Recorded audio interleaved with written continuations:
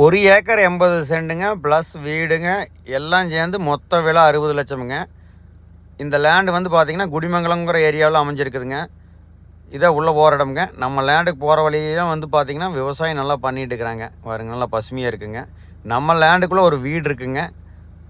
Ground water நல்லா இருக்குங்க. இந்த ஏரியா அமராவதி பாசனங்க. ஒரு வருஷத்துக்கு பார்த்தீங்கன்னா 6 மாதம் இந்த வாய்க்காலில் தண்ணி போகுங்க.